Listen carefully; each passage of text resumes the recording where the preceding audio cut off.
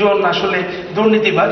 আসলে এখানে আমরা যারা বসে আছি আমরা ভদ্র মানুষ, মানে বেশি হই আর আসলেই হই, আমরা সকলেই রাজনীতির সাথে কোনো না কোনো ভাবে জড়িত এবং আসলে আমরা সকলেই দুর্নীতিবাজ। কথা যেটি ছিল, আজকে বিতর্কটি ভালো হয়েছে, বাট টেকনিক্যালি সরকারি দল কিছু ভুল করেছে। সেই ভুলটি কি ছিল? সরকারি দলের সংজ্ঞায়ন যেটি ছিল যে সামাজিক বৈষম্য মানে কি, সমাজে যে উপাদানগুলো রয়েছে সেই উপাদানগুলোর বন্টনের অভাব। প্রথম যে দায়িত্বটি ছিল প্রধানমন্ত্রী বা মাননীয় মন্ত্রী বা সাংসদের, সেটি হলো যে উপাদানগুলো কি সেটি ব্যাখ্যা করা, এবং এটি নিয়ে একটি ধোঁয়াশাপূর্ণ অবস্থা ছিল। দ্বিতীয় যেটি দরকার ছিল সেটি হলো যে ওনারা এই সুষম বন্টনের অভাব মানে সামাজিক বৈষম্য তিনটি প্রেক্ষাপট দিয়েছিলেন। প্রেক্ষাপটগুলো ছিল সামাজিক, প্রেক্ষাপটগুলো ছিল রাজনৈতিক, প্রেক্ষাপটটি ছিল শিক্ষা। এবং মাননীয় মন্ত্রীর কাছে আমরা আশা করেছিলাম যে সামাজিক, রাজনৈতিক এবং শিক্ষার এই তিনটি প্রেক্ষাপটে সামাজিক বৈষম্য কিভাবে দুর্নীতিকে প্রভাবিত করে, এবং যেই কারণে এটি মূল কারণ। কেননা আপনারা প্রধানের একটি সংজ্ঞা দিয়েছিলেন, সেই সংজ্ঞাটি ছিল যেটি মূল কারণ বা যেটি অন্যান্য কারণকে প্রভাবিত করে ও উৎসাহিত করে। তো আপনাদের যেটি দেখানো ছিল, বার্ডেন অফ প্রুফ যেটি দেখানো ছিল, সেটি হলো যে দুর্নীতি এক প্রধান কারণ, যেটি সামাজিক বৈষম্যই একমাত্র কারণ বা প্রধান কারণ, যার ফলে অন্যান্য কারণ আরো বেশি প্রভাবিত হচ্ছে এবং আলটিমেটলি দুর্নীতিটা সমাজে বিস্তৃত হচ্ছে। আপনারা যেটি দেখাতে পারেননি, এবং যেহেতু আপনারা দেখাতে পারেননি সেই কারণে অপোনেন্ট এসে ডিবেটটা ওয়াসি প্যাসি ফরম্যাটে নিয়ে গেছে। ওয়াসি প্যাসি ফরম্যাটে হলো আমিও নাই তুমিও নাই, আমিও নাই তুমিও নাই কিন্তু সবাই আছি। দিস ফরম্যাট ইজ কল্ড ওয়াসি প্যাসি ফরম্যাট। তো ওরা ওয়াসি প্যাসি ফরম্যাটে চলে গেছে। এই বিষয়টা ছিল সামাজিক বৈষম্য, আপনারা লক্ষ্য করেছেন তো। শামসকে আর আমাকে দেখলে, আমাদের স্বাস্থ্য দেখলে যে কেউ বলবে এটা একটা বৈষম্যের একটা উদাহরণ। সামাজিক বৈষম্য কোথায় আমরা, কোথায় যে ওই সৈয়দ আশিক বসে আছে, দেখলে যে কেউ বলবে যে সামাজিক বৈষম্যের বিষয় আরেকটা। যাই হোক, এবারে আমি ফ্লোর দিচ্ছি সবশেষে বিষয় নিয়ে মূল্যায়ন করবার জন্য জগন্নাথ বিশ্ববিদ্যালয় ডিবেটিং সোসাইটির বর্তমান সভাপতি জাফর সিদ্দিককে। জাফর সিদ্দিক। ধন্যবাদ। আজকের এই সংসদের মাননীয় স্পিকার, যিনি বাংলাদেশ জাতীয় টেলিভিশন বিতর্কের নির্দেশক জনাব রুবায়েত রাকিব ভাইকে।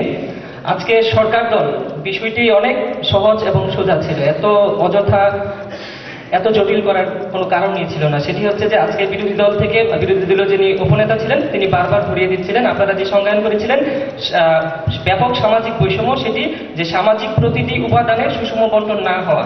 এবং আজকে যদি প্রধানমন্ত্রী সেই সুষম বন্টনের রূপরেখাটি কি সেটি যদি আজকে দেখিয়ে দিয়ে যেতেন, এবং আপনারা যদি আজকে সেই ক্ষেত্রটি এভাবে নির্ধারণ করতেন যে এই দুর্নীতিটি তৃণমূল পর্যায় থেকে অর্থাৎ প্রশাসন পর্যন্ত যে দুর্নীতিটি হচ্ছে সেইভাবে দুর্নীতিটি বিস্তার হচ্ছে, সেই জায়গাতে যদি আজকে বিতর্ক করতেন আপনারা অনেকাংশে সফল হতে পারতেন।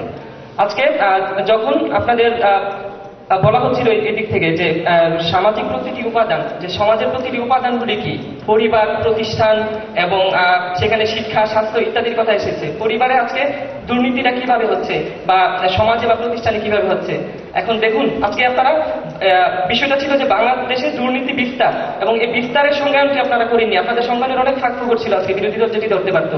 বিস্তারটি কেমন বিস্তার হবে, সেটি বিস্তার কি বৃদ্ধি পাওয়া, দুর্নীতি বৃদ্ধি পাওয়া, সেটি কি ক্রমান্বয়ে বৃদ্ধি পাবে, কতটুকু বৃদ্ধি পাবে ইত্যাদির কোনো মানদণ্ড প্যারামিটার আপনাদের কাছ থেকে আসেনি। আপনারা আজকে দুর্নীতি বিস্তার যেটি আপনাদের স্ট্যান্ড পয়েন্ট ছিল যে ব্যাপক সামাজিক বৈষম্য। আজকে দেখুন, দুর্নীতিকে আপনারা ভাগ করতে পারতেন ছোট দুর্নীতি এবং বড় দুর্নীতি। কিরকম? পরিবারে যে দুর্নীতিটি হয়, অর্থাৎ বাবা যখন বাসায় বসে বলে অফিসে বসের সাথে কথা বলে স্যার আমি বাইরে আছি, সেটি পক্ষে বৈষম্য সৃষ্টি না হলে একটি সিদ্ধান্ত আসা যাবে না সেক্ষেত্রে। যাই হোক, আপনারা ভবিষ্যতে আরো ভালো বিতর্ক করবেন এই আশাবাদ ব্যক্ত করছি, এবং লক্ষ্য করবেন যে ভাষাগত প্রয়োগের দিক দিয়ে বিশেষ করে বাংলা বিতর্কে ইংরেজি শব্দ, হাই লেভেল এক্সাম্পল, এই সমস্ত বিষয়গুলোকে আপনারা পরিহার করবেন। আর ফলশ্রুতি, সব ক্ষেত্রে ফলশ্রুতি এই কথাটিকে ব্যবহার করা ঠিক নয়। ফলশ্রুতির ফল দুটো আলাদা বিষয়। ফলশ্রুতি কথাটি যেহেতু উভয় পক্ষ থেকে অসংখ্যবার এসেছে, ফলশ্রুতি হচ্ছে যেটি শুনলে ফল হয় সেটি। তো আমরা যেটি আমাদের হাতে 5 জন বিচারকের যে সমন্বিত ফলাফল এসেছে সেটিকে আমরা দেখতে পাচ্ছি যে বিজয়ী দল পেয়েছে 473.5 নম্বর এবং বিজিত দল পেয়েছে 407.5 নম্বর, সরি 427.5 নম্বর, 473.5 এবং 427.5। তাহলে বৈষম্যটা খুব বিস্তৃত হয়েছে দেখা যাচ্ছে। আর ফলাফল ব্যালট 5-0 ব্যালটে বিজয়ী হয়েছে বিজয়ী দল।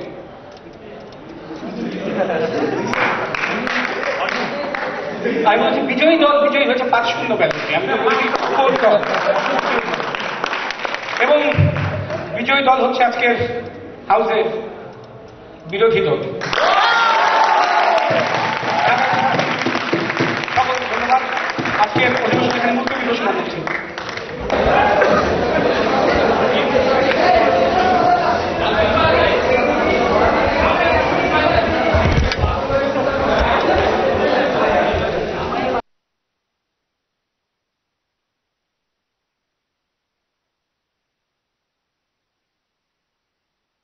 আজকের কেআইবি ডিউডিএস 10ম আন্তঃবিশ্ববিদ্যালয় বিতর্ক প্রতিযোগিতার চূড়ান্ত পর্বে যে দুটি দল ইতিমধ্যেই অনেকগুলো পর্ব পেরিয়ে ফাইনালে উত্তীর্ণ হয়েছে তারা হলো ঢাকার প্রাণকেন্দ্রে অবস্থিত বাংলাদেশের ঐতিহ্যবাহী বিশ্ববিদ্যালয় ঢাকা বিশ্ববিদ্যালয় এবং প্রাইভেট বিশ্ববিদ্যালয়গুলোর মধ্যে অন্যতম সেরা বিশ্ববিদ্যালয় ইস্ট ওয়েস্ট বিশ্ববিদ্যালয়। আমরা আশা করছি আজকে একটি অত্যন্ত জমজমাট এবং প্রাণবন্ত বিতর্ক উপহার দেবেন ঢাকা বিশ্ববিদ্যালয় এবং ইস্ট ওয়েস্ট বিশ্ববিদ্যালয়ের বিতর্কিকরা। আজকে বিতর্কে দুটি দল অংশগ্রহণ করছে,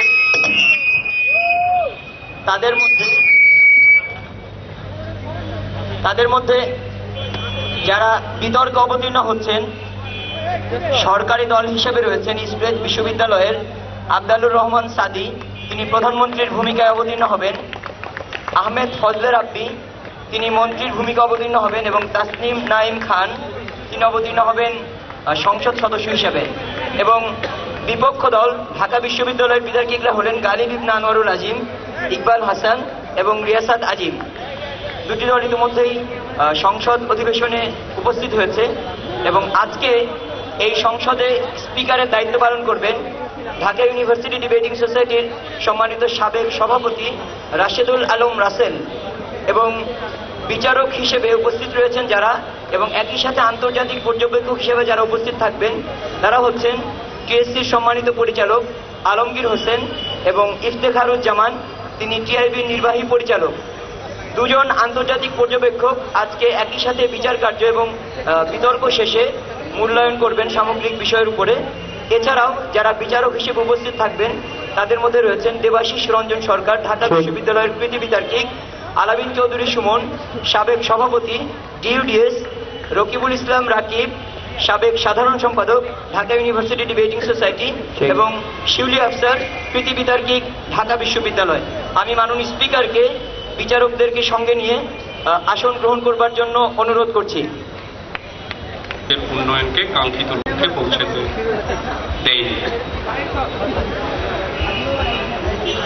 সরকারি দল ইস্ট ওয়েস্ট ইউনিভার্সিটি এবং বিরোধী দল হিসেবে ঢাকা ইউনিভার্সিটি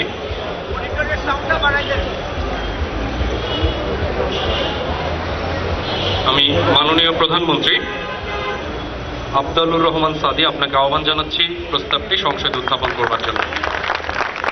মাননীয় স্পিকার, আপনাকে অসংখ্য ধন্যবাদ জানাচ্ছি আজকে এই বৈকালিক অধিবেশনে আমাকে কিছু বলার সুযোগ দানের জন্য। আজকে যে প্রস্তাবটি মাননীয় স্পিকার আপনার অনুমতি ক্রমে সংসদে উত্থাপন করছি, শুরুতে এই প্রস্তাবটি আসলে কেন উত্থাপন করছে এবং তার প্রয়োজনীয়তা কতটুকু মাননীয় স্পিকার সেটি আসলে সংসদে প্রথমেই মাননীয় স্পিকার প্রকাশ করে দিতে যাচ্ছি। লক্ষ্য করুন মাননীয় স্পিকার, স্বাধীনতার 40 বছর পরও আজকে যখন মাননীয় স্পিকার আমরা মালয়েশিয়া এবং সিঙ্গাপুরের দিকে পিছিয়ে থাকি, আজকে যখন মাননীয় স্পিকার আমরা এলডিসি থেকে বের হয়ে আসতে পারি না এবং আমাদের মাথাপিছু আয় যখন মাননীয় স্পিকার এখনো সেই কাঙ্ক্ষিত লক্ষ্যে পৌঁছতে পারে না, অর্থাৎ মাননীয় স্পিকার মধ্যম আয়ের দেশে আমরা পরিণত হতে পারি না, এই অবস্থায় দাঁড়িয়ে মাননীয় স্পিকার আমাদের এই উন্নয়ন বাধাগ্রস্ত হওয়ার পেছনে মূল কারণ কোনটি ছিল মাননীয় স্পিকার, সেটি আসলে মাননীয় স্পিকার আজকে সুনির্দিষ্ট করার জন্য সংসদে প্রস্তাবটি উত্থাপন করছি। এবং প্রস্তাবটি হচ্ছে মাননীয় স্পিকার, অর্থনৈতিক ব্যবস্থাপনায় অদক্ষতা নয়, দুর্নীতি বাংলাদেশের উন্নয়নকে কাঙ্ক্ষিত লক্ষ্যে পৌঁছাতে দেয়নি মাননীয় স্পিকার। লক্ষ্য করুন শুরুতে আসলে কি ধরনের উন্নয়নের কথা আমরা বলছি, অর্থাৎ স্বাধীনতার 40 বছর পর আমাদের কোন কোন ক্ষেত্রে আসলে উন্নয়ন হওয়ার কথা ছিল। লক্ষ্য করুন মাননীয় স্পিকার, আজকে সংসদে আমরা অর্থনৈতিক উন্নয়নের কথা বলবো, আজকে আমরা রাজনৈতিক মান উন্নয়নের কথা বলবো অর্থাৎ গণতন্ত্রের সঠিক চর্চা, এবং তৃতীয়ত মাননীয় স্পিকার আমরা আর্থসামাজিক উন্নয়নের কথা বলবো, চতুর্থত মাননীয় স্পিকার আমরা সরকারি এবং বেসরকারি প্রকল্পগুলিতে স্বচ্ছতার কথা বলবো, এবং সবশেষে মাননীয় স্পিকার আমলাতান্ত্রিক এবং প্রশাসনিক ক্ষেত্রে স্বচ্ছতার কথা বলবো। অর্থাৎ এই ক্ষেত্রে মাননীয় স্পিকার এই 5টি প্রেক্ষাপটে আমাদের উন্নয়ন হবার কথা ছিল মাননীয় স্পিকার। অর্থাৎ এগুলি হচ্ছে আমাদের কাঙ্ক্ষিত লক্ষ্য, যেটি আসলে মাননীয় স্পিকার 40 বছর পরে এখন অর্জিত হয়নি। এখন মাননীয় স্পিকার চলুন আমরা দেখে যাই আসলে মূল কারণটি কি ছিল। আজকে অর্থনৈতিক ব্যবস্থাপনার সংজ্ঞাটি হচ্ছে ঠিক এরকম: বাংলাদেশের সামগ্রিক ক্ষেত্রে অর্থ সংক্রান্ত বিষয়ে নীতি নির্ধারণী এবং তার বাস্তবায়ন, এটি হচ্ছে মাননীয় স্পিকার অর্থনৈতিক ব্যবস্থাপনা।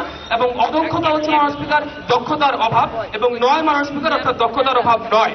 সুতরাং মাননীয় স্পিকার এখন পর্যন্ত আমরা বলতে পারি বাংলাদেশের উন্নয়ন যে কাঙ্ক্ষিত লক্ষ্যে পৌঁছায়নি, তার জন্য মূল কারণ আসলে দক্ষতার অভাব নয়। মূল কারণটি আসলে কি মাননীয় স্পিকার, সেটি সংজ্ঞান করছে এখন। মূল কারণটি হচ্ছে দুর্নীতি, এবং দুর্নীতির সংজ্ঞানটি হচ্ছে মাননীয় স্পিকার ব্যক্তি দলীয় এবং প্রাতিষ্ঠানিক স্বার্থ হাসিলের জন্য রাজনৈতিক, অর্থনৈতিক এবং সামাজিক উন্নয়ন সম্পর্কিত সিদ্ধান্তকে প্রভাবিত করা।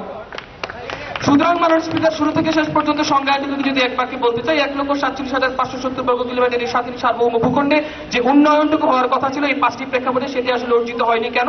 আজকে আমরা দেখাবার চেষ্টা করব মাননীয় স্পিকার তার পিছনে মূল কারণ আসলে অর্থনৈতিক ব্যবস্থাপনায়, অর্থাৎ নীতি নির্ধারণের ক্ষেত্রে সিদ্ধান্ত নেওয়া কিংবা তার বাস্তবায়ন নয় মাননীয় স্পিকার, বরং দুর্নীতি দায়ী ছিল। শুরুতেই মাননীয় স্পিকার অর্থনৈতিক ব্যবস্থাপনার অদক্ষতার উপর অসারতা প্রমাণ করছি। এভাবে মাননীয় স্পিকার আমাদের অবস্থানটুকু আসলে আবারও সুনিশ্চিত করা প্রয়োজন। আমরা বলতে চাচ্ছি মাননীয় স্পিকার দক্ষতার আসলে অভাব নয়। কেন দুর্নীতি প্রধান কারণ? আসলে মাননীয় স্পিকার দক্ষ লোকের সরবরাহ থাকা সত্ত্বেও আমরা যখন তাদেরকে মাননীয় স্পিকার একটি প্রক্রিয়ার মধ্যে দুর্নীতি থাকার কারণে সেই দক্ষ লোকগুলো মাননীয় স্পিকার যখন সেই কর্মকাণ্ডে নিজেদেরকে জড়িত করতে পারলো না, এবং তাদের দক্ষতার প্রমাণ যখন মাননীয় স্পিকার তারা রাখতে পারলো না, শুধুমাত্র সেই কাঠামোর মধ্যে দুর্নীতি থাকার কারণে, ঠিক এক্ষেত্রে মাননীয় স্পিকার উত্থাপন করুন। তিনি কিছুক্ষণ আগে বললেন যে প্রক্রিয়ার মধ্যে লোক থাকার কারণে, যে জায়গায় অর্থ ব্যবস্থাপনা নিজে একটি প্রক্রিয়ার কথা বললেন, আবার বললেন প্রক্রিয়াগত দুর্বলতার কারণে সেই জায়গায় দুর্নীতি হচ্ছে মাননীয় স্পিকার। অর্থাৎ পরোক্ষভাবে তিনি এটি বলছেন যে ব্যবস্থাপনা যদি অদক্ষ হয়, অর্থাৎ প্রক্রিয়ায় যদি ঝামেলা থাকে, তখনই দুর্নীতির সৃষ্টি হয়। মাননীয় স্পিকার, আমি আসলে দক্ষতার অভাব, অর্থাৎ দক্ষ লোকগুলো কাঠামোর মধ্যে দুর্নীতি থাকার কারণে, অর্থাৎ দুর্নীতি প্রতিটি রন্ধ্রে রন্ধ্রে রয়েছে, শুরুতেই বলেছি কাঠামোর মধ্যে দুর্নীতি থাকার কারণে আসলে দক্ষ লোকরা বের হয়ে আসতে পারেনি। সেক্ষেত্রে দক্ষতার অভাব নয়, অর্থাৎ দক্ষতা না থাকা নয়, বরং দক্ষ লোক আসতে পারেনি, সেটিকে আমরা অদক্ষতার সংজ্ঞান করেছিলাম। আমি পয়েন্টটি গ্রহণ করছি না। মাননীয় স্পিকার, আপনাকে অসংখ্য ধন্যবাদ। তাহলে মাননীয় স্পিকার, আমরা কি প্রমাণ করবার চেষ্টা করছি অর্থনৈতিক উন্নয়ন আসলে কি হবার কথা ছিল, কি হয়নি মাননীয় স্পিকার? তুলনামূলক আলোচনায় আমরা দেখিয়ে দিয়ে যাব কেন মাননীয় স্পিকার আমরা এখন লিস্ট ডেভেলপমেন্ট কান্ট্রিজের লিস্ট থেকে বের হয়ে আসতে পারিনি, এবং কেন মাননীয় স্পিকার কিছুদিন পূর্বে মাননীয় স্পিকার অতি সম্প্রতি মালদ্বীপ সেই লিস্ট থেকে বের হয়ে আসতে পেরেছে মাননীয় স্পিকার। কারণ আজকে তখন রাজনৈতিক সিদ্ধান্ত থেকে শুরু করে প্রশাসনিক ক্ষেত্রেও মাননীয় স্পিকার স্বচ্ছতা আমরা সুনিশ্চিত করতে পারিনি মাননীয় স্পিকার। খুব সাম্প্রতিক একটি উদাহরণ যদি দেই, আজকে পদ্মা সেতুর বাস্তবায়নের জন্য মাননীয় স্পিকার যখন ওয়ার্ল্ড ব্যাংক, IMF এবং জাইকার মতো আন্তর্জাতিক প্রতিষ্ঠানগুলো মাননীয় স্পিকার শুধুমাত্র দুর্নীতির জন্য আমাদেরকে অর্থ সহায়তা করার ক্ষেত্রে মাননীয় স্পিকার তারা মুখ ফিরিয়ে নিল, অর্থাৎ মাননীয় স্পিকার সেক্ষেত্রে নীতি নির্ধারণের ক্ষেত্রে আমার কোনো ধরনের ব্যর্থতা ছিল না মাননীয় স্পিকার, শুধুমাত্র দুর্নীতি ছিল দেখেই মাননীয় স্পিকার এই প্রক্রিয়াটির মধ্যে আমরা বের হয়ে আসতে পারি এবং কাঙ্ক্ষিত উন্নয়নটি হয়নি। আমি পড়ে নিচ্ছি। লক্ষ্য করে মাননীয় স্পিকার, রাজনৈতিক যে মান উন্নয়নের কথা বলছিলাম মাননীয় স্পিকার, আজকে স্বাধীনতার 40 বছর পর দুর্নীতির কারণে মাননীয় স্পিকার যখন রাজনৈতিক সিদ্ধান্তগুলো এবং আমার রাজনৈতিক দলগুলোর মধ্যে যখন একটি দ্বিমেরুকরণ হয় মাননীয় স্পিকার, অর্থাৎ আপনি উত্থাপন করতে পারেন চাইলে। আপনি বললেন যে আমরা এলডিসি থেকে বের হয়ে আসতে এখনো পারিনি। বাংলাদেশ তার শুরুতে তার অর্থনৈতিক ব্যবস্থাপনায় কি কোনো নীতিমালা স্থির করেছিল যে তারা কত বছরের মধ্যে এলডিসি থেকে বের হয়ে আসতে চায়? মাননীয় স্পিকার, আজকে যখন অর্থনৈতিক ব্যবস্থায় অনুন্নত থাকার কারণে আমরা তুলনামূলক আলোচনার ক্ষেত্রে দেখিয়েছি যে আমাদের সমসাময়িক দেশগুলো স্বাধীনতা অর্জনের পর আমাদের পরেও যারা স্বাধীনতা অর্জন করেছে তারা যখন সেই কাঙ্ক্ষিত লক্ষ্যে পৌঁছাতে পেরেছে, আমরা কেন পিছিয়েছিলাম? নীতি নির্ধারণের ব্যর্থতার কারণে নয় মাননীয় স্পিকার, অর্থাৎ দক্ষতার অভাবের কারণে নয় মাননীয় স্পিকার। সেই দক্ষ লোকগুলো সেই কাঠামোর মধ্যে আসতে পারেনি কেন, সেটি আসলে মূল কারণ ছিল মাননীয় স্পিকার। আজকে লক্ষ্য করুন, আজকে আমরা আর্থসামাজিক উন্নয়নের কথা বলবো এবং আমার জন্য দ্বিতীয় বক্তব্য আছে সরকারি এবং বেসরকারি প্রকল্পের স্বচ্ছতার অভাব থাকার কারণে ঠিক কোন ক্ষেত্রে মাননীয় স্পিকার দক্ষ লোক থাকার কারণে তাদেরকে আমরা ব্যবহার করতে পারিনি এবং এটি কিভাবে আমাদের কাঙ্ক্ষিত লক্ষ্যে পৌঁছাতে দেয়নি, অর্থাৎ কাঙ্ক্ষিত লক্ষ্যে পৌঁছাতে প্রতিবন্ধকতা সৃষ্টি করেছিল মাননীয় স্পিকার। আজকে বিচার বিভাগের কথা আসতে পারে মাননীয় স্পিকার, আজকে উদাহরণস্বরূপ বিভিন্ন মন্ত্রণালয়ের দুর্নীতির কথা আসবে মাননীয় স্পিকার, আজকে দ্রব্যমূল্যের উন্নয়নের জন্য মাননীয় স্পিকার, আজকে নীতি নির্ধারণের কথা তারা বলছেন। আজকে যখন মাননীয় স্পিকার একটি মন্ত্রণালয়ের এসি কক্ষে বসে মাননীয় স্পিকার যখন সেই মন্ত্রণালয়ের সচিবরা একটি সিদ্ধান্ত নেন যে দ্রব্যমূল্যের শেষ মিনিটে রয়েছে। দ্রব্যমূল্যের ঊর্ধ্বগতি কমানো হবে মাননীয় স্পিকার, অর্থাৎ স্থির গতিতে নিয়ে আসা হবে। এই সিদ্ধান্ত গ্রহণের পরও মাননীয় স্পিকার তাদের ব্যক্তি সত্তার মধ্যে দুর্নীতির ঢুকে থাকার কারণে, দুর্নীতির অনুপ্রবেশের কারণে তারা যখন সঠিক সিদ্ধান্ত নিতে পারেন না, অর্থাৎ দুর্নীতির সংজ্ঞানে ছিল সিদ্ধান্ত গ্রহণে প্রভাবিত হয়, সেটির কারণেই মূলত মাননীয় স্পিকার আসলে সামগ্রিক ক্ষেত্রে অর্থনৈতিক উন্নয়ন বাধাগ্রস্ত হয়েছে। এবং আমরা যে প্যারামিটারগুলো দেখিয়ে যাওয়ার মাধ্যমে আজকে প্রমাণ করবার চেষ্টা করলাম মাননীয় স্পিকার যে অর্থনৈতিক ব্যবস্থাপনায় অদক্ষতা নয় মাননীয় স্পিকার, বরং দুর্নীতি আসলে বাংলাদেশের সামগ্রিক ক্ষেত্রে উন্নয়নকে কাঙ্ক্ষিত লক্ষ্যে পৌঁছাতে দেয়নি। সুতরাং মাননীয় স্পিকার প্রস্তাবিত সংশোধন গৃহীত হয়। আপনার দৃষ্টি আকর্ষণ করছি। ধন্যবাদ স্পিকার, ধন্যবাদ সবাই। ধন্যবাদ মাননীয় প্রধানমন্ত্রী আপনাকে চমৎকার বিষয়টি উত্থাপন করবার জন্য। এবারে বিরোধী দলীয় নেতা তালিম ইবনে আনোয়ারুল আজিম, আপনাকে আহ্বান জানাচ্ছি। মাননীয় স্পিকার, আপনাকে ধন্যবাদ। মাননীয় প্রধানমন্ত্রী যে প্রস্তাবটি আজ উত্থাপন করেছেন সেটি হচ্ছে অর্থনৈতিক ব্যবস্থাপনায় অদক্ষতা নয়, দুর্নীতি বাংলাদেশের উন্নয়নকে কাঙ্ক্ষিত লক্ষ্যে পৌঁছতে দেয়নি। মাননীয় স্পিকার, মাননীয় প্রধানমন্ত্রী তার বক্তব্যের শুরুতেই বলেছেন যে আজকে মালয়েশিয়া বা সিঙ্গাপুর যে জায়গায় পৌঁছে গিয়েছে, বাংলাদেশ আজকে এলডিসি থেকে বের হতে পারেনি, এটি মধ্যম আয়ের দেশে পরিণত হতে পারেনি। এবং মাননীয় স্পিকার, দুর্নীতির কথাটি যদি পরে আসে তাহলে কোন কথাটি আগে আসে? সেটি হচ্ছে মালয়েশিয়া একজন মাহাথির মোহাম্মদ জানতেন যে কত সালের মধ্যে কত গতিতে প্রবৃদ্ধি হলে এবং কি অর্থনৈতিক ব্যবস্থাপনা এবং কি পরিকল্পনা প্রণয়ন করতে পারলে তিনি একই সাথে দুর্নীতিকে কমিয়ে আনতে পারবেন এবং মালয়েশিয়াকে একটি উন্নত রাষ্ট্রের কাতারে নিয়ে যেতে পারবেন। সিঙ্গাপুর জানতো যে তারা কতটুকু প্রবৃদ্ধিতে এগিয়ে যেতে পারলে তারা আজকে সিঙ্গাপুর হতে পারবে, কিন্তু বাংলাদেশ 1971 সালেও জানতো না, আজকে 2011 সালেও জানে না। সেই নীতি, সেই পরিকল্পনা, সেই দক্ষ ব্যবস্থাপনা নেই এবং সেই দক্ষ ব্যবস্থাপনার অভাবের কারণে আজকে বাংলাদেশের সামগ্রিক যে ব্যবস্থাপনা সেটির ফাঁক ফোকরে